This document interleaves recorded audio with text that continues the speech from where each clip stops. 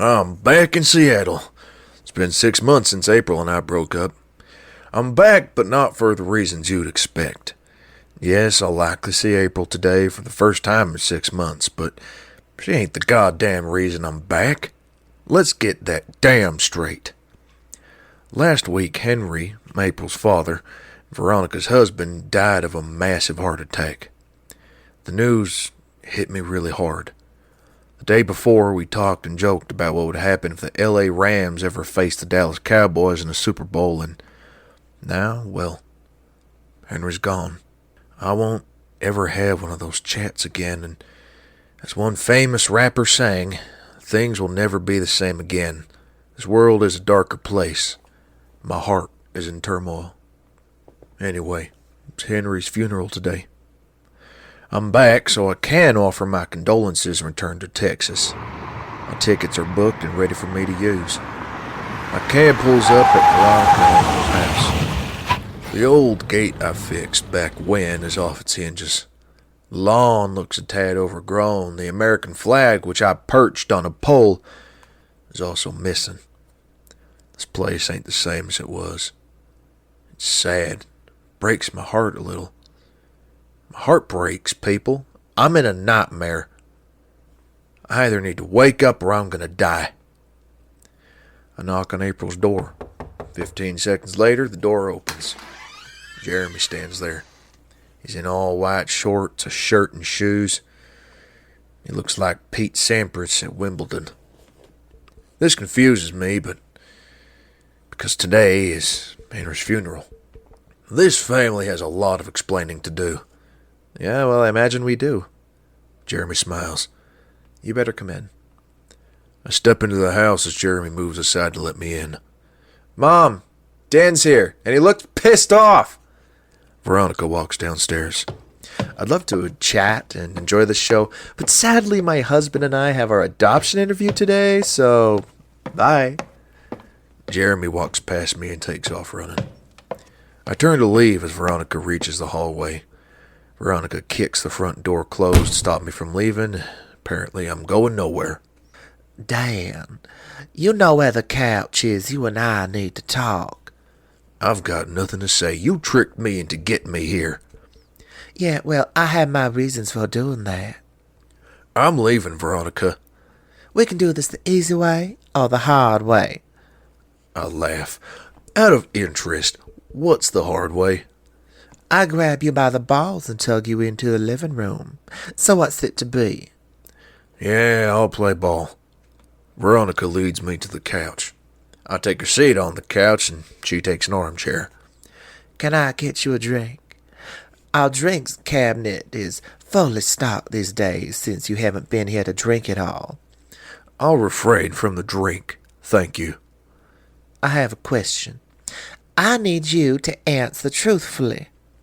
I'll try my best, but if the question involves April, I'm skipping it. There's no skipping this question.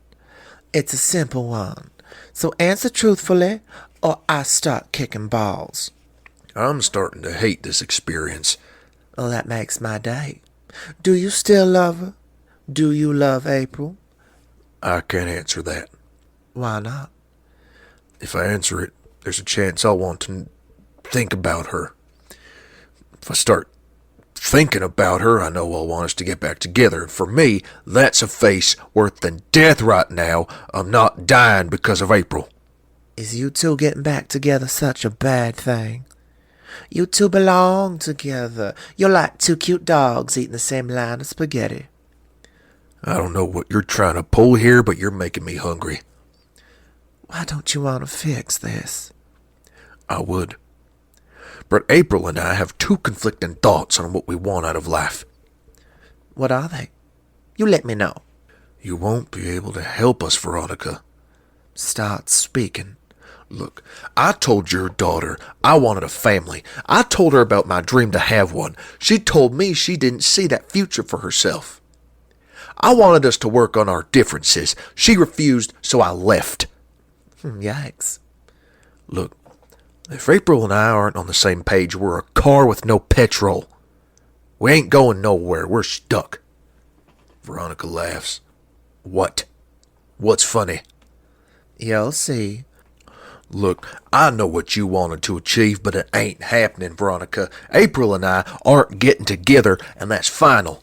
So unless there was anything else, I'm leaving.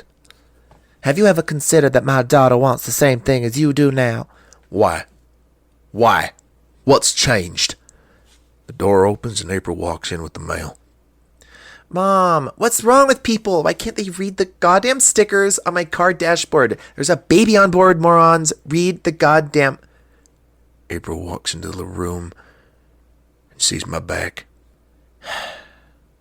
Oh, who's this hot stud? Hi, I'm April. And if your back is as pretty as your front, we're doing it later. April laughs. I'm kidding, but seriously, who are you? I get up and turn around and I see April's pregnant belly. Yeah, April's pregnant. Both mine and April's faces fall. Mom, I'm going to kill you.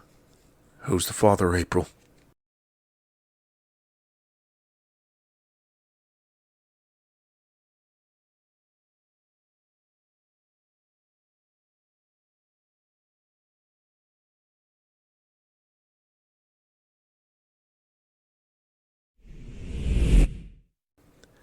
I'm pacing.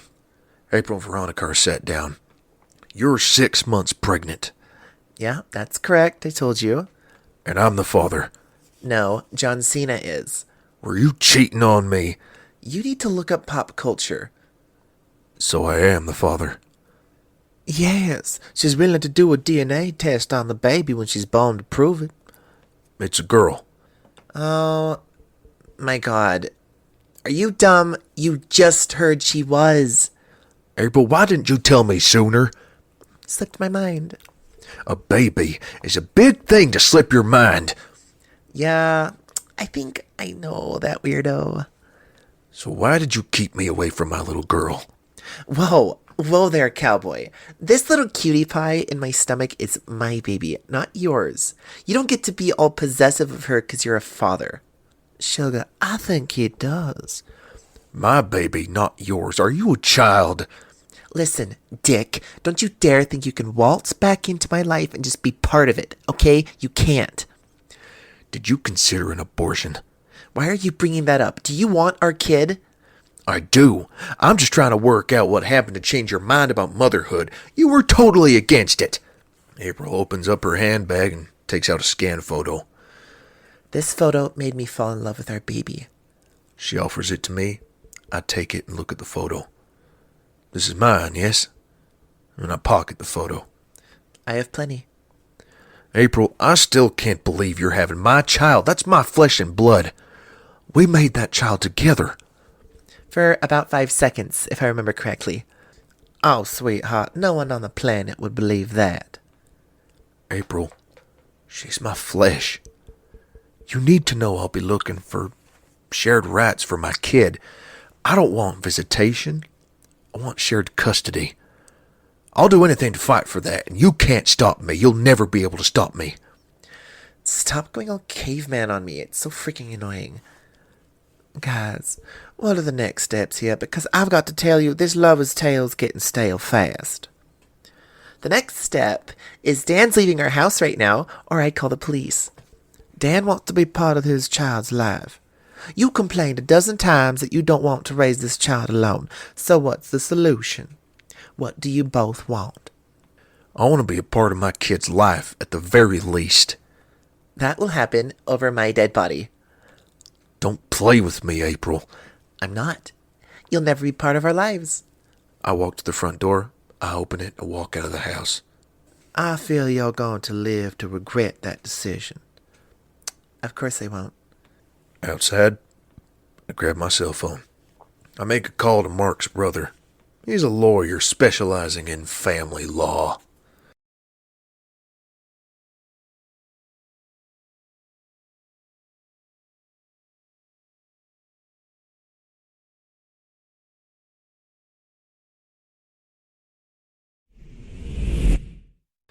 April has her arms crossed as Veronica sits across her. Do you think that man will give up on his chance to be a father? You must not know him well if you believe that. I don't care what he does. He will not be part of my baby's life, and that's that. Why are you trying to punish him? He left, Mom. He left and didn't come back.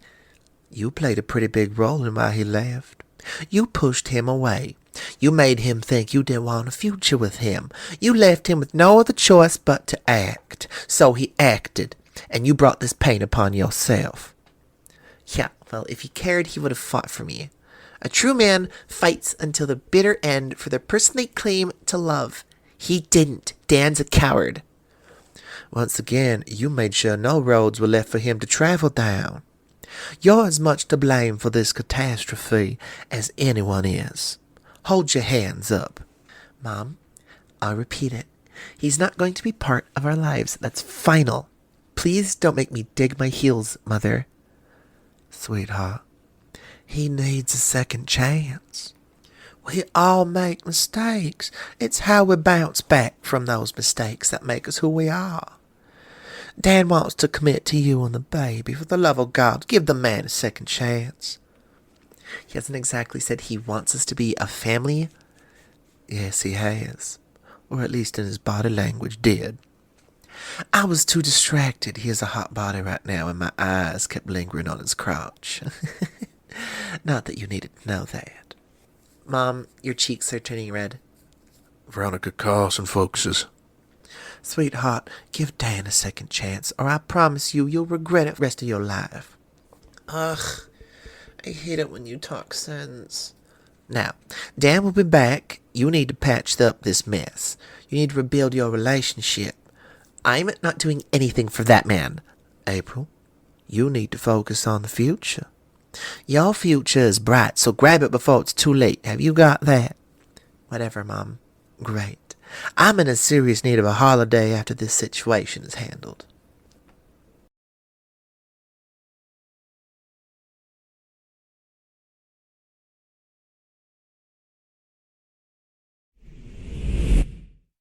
Three hours later, there's a knock on the door. April answers the door, and the same hippie from episode 5 stands at the door. Hey, you April? There's no last name here, so I can't say it. Oh, okay, there is. I can't be asked to say it. Yes, I'm April. Why do you look like you hate whatever job this is? Ma'am, you've been served. The man hands April an envelope and exits. Veronica walks over. April opens the envelope. What's going on? April reads the letter. Dan's threatening to sue me for the full custody of our baby unless, and get this, I marry him. Veronica starts to laugh. Mom, it's not funny. Veronica laughs even harder. I really hate you. Veronica continues to laugh. Ugh. April heads upstairs.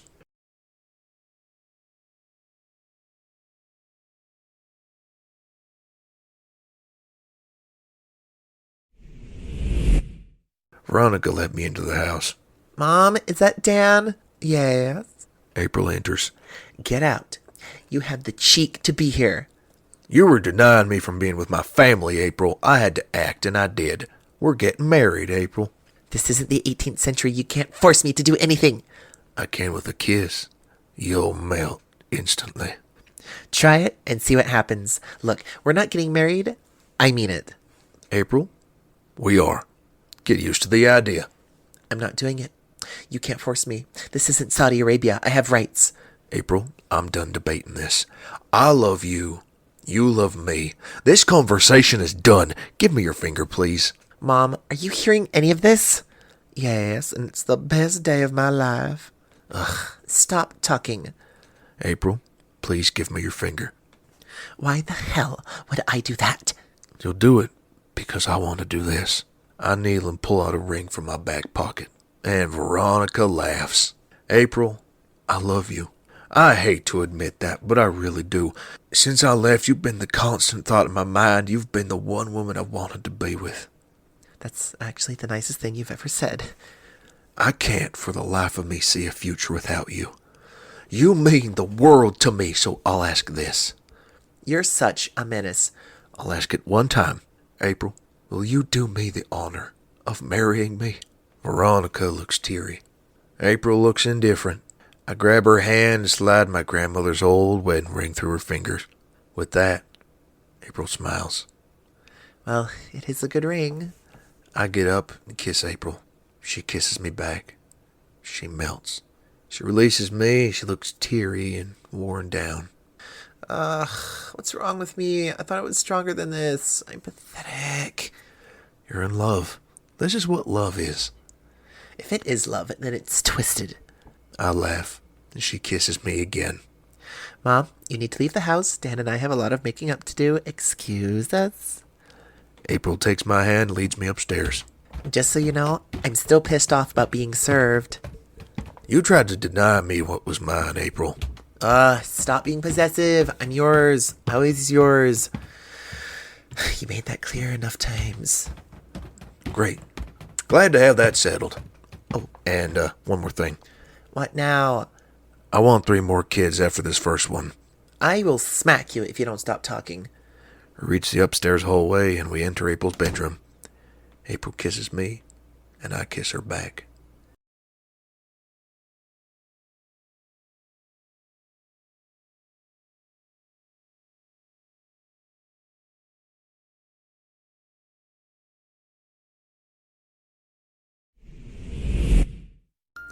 It's 4 months later, we have a daughter. She's 1 month old. She came a month earlier than planned, but she's here. April and I stare at her as she sleeps. She's so cute. She has her mother's eyes. Yeah, she also has your big nose, so I might need you to pay for her nose job when she's older. Oh, well, thanks for that. I'm giving you a year, and then we're trying for another one.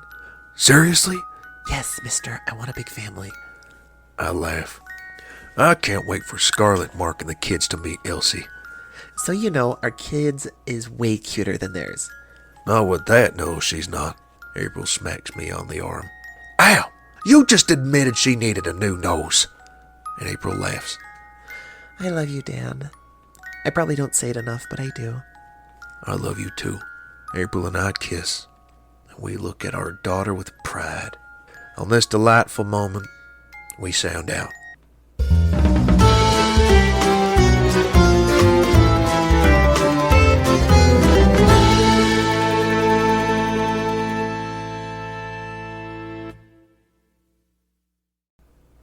The amazing Dan voice was voiced by me, Emerson Peary. It was written and produced by Joao Nacida. We hope you enjoyed this That Love podcast production. Please leave us a review on the Apple Podcast and Spotify if you have one.